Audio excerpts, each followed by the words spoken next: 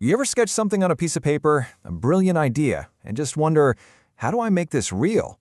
Well, today, we're diving right into that process.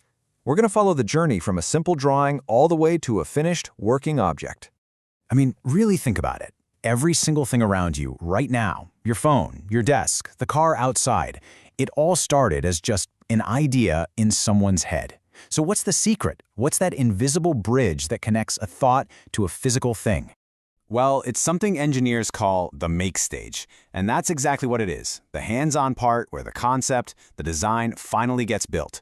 This is the crucial moment where what if becomes what is. And today, we're going to see exactly how that happens. Okay, so first things first. Before you pick up a single tool, you need a plan. A great build always starts with a great plan.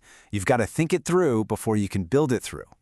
And to show you what I mean, we're going to take on a really cool project, building our own working model of the jaws of life. Yeah, we're going to use some pretty basic stuff you see here, cardboard, a couple of syringes, some tubing, to understand the real principles of making something that works. This is our mission. So what makes a great plan? Well, it really just boils down to 4 key things. Number 1, list out every single material you're going to need. 2, list the tools you'll use to put them together. 3, write down, step by step, exactly what you're going to do. And 4, and listen, this one is absolutely non-negotiable. Plan for safety. Let's just pause on safety for a second, because it is so much more than a list of rules. It's a mindset. Even when you're working with simple tools like these, it's about thinking ahead, keeping your workspace clean, and most importantly, staying focused. A safe build is a successful build, period. All right, is our plan locked in? You got it. Now for the really fun part. Let's start building. We're going to follow our guide step by step and bring this amazing machine to life. First up, we need to build the engine, the power source, the hydraulics. We're connecting 2 syringes with a piece of tubing. Now, the trick here is to get a perfect airtight seal. Then, you fill the whole system with water and you have to get every single air bubble out. Why? Well, water can't be compressed, so it transfers force perfectly. Air, on the other hand, is super squishy. Any air in there and you lose all your power. Next, we construct the actual jaws out of some sturdy cardboard, and right where the 2 arms meet, we're putting in a split pin. This little pin is the hero of the whole design. It's the pivot point, or fulcrum, and it's what's going to multiply the force from our little syringes into a seriously powerful prying motion. Okay, time for the final assembly. We mount one syringe, the slave syringe, so that when its plunger moves, it pushes the jaw arms apart. We'll use some cable ties to make sure it's secure.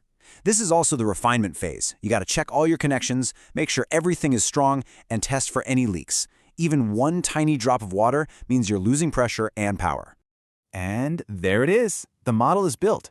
It looks the part.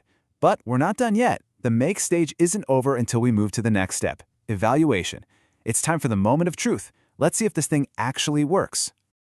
Now, evaluation isn't just messing around with it to see if it breaks. No, it's a real process. We have to measure our final product against the goals we set way back in the design phase. Did we actually accomplish what we set out to do? This checklist right here, that's our scorecard. Our criteria are super clear. First, is it powered by hydraulics? You push one syringe, the other one moves. If yes, that's a pass. Second, does it work with linked levers? Do the jaws actually open and close when the hydraulics move? And third, the ultimate test. Can it do its job? Can it pry open a crumpled piece of metal? That's our big moment. So, as we get ready to wrap this up, let's just zoom out a bit from our Jaws of Life project. What do we really learn about what it means to make something? Well, it all comes down to what you could call a maker's code. At the end of the day, making is this awesome blend of 4 things. You need the technical skill to actually apply what you know. You need accuracy to follow your plan with precision. You need refinement, that willingness to tweak and improve as you go. And holding it all together, the foundation for everything is safety. And remember this key difference. The design stage? That's all about creativity, wild ideas, brainstorming. The goal is to end up with a set of plans. But the make stage? That requires a total shift in focus. It's all about precision, skill, and accuracy. The outcome here isn't a sketch. It's a real working product. One is about dreaming it, the other is about building it. So here's the bottom line. That journey from an idea to an object isn't some kind of magic. It's a process of planning, building, and testing. a process that you now understand. So, the only question left to ask is, what will you create?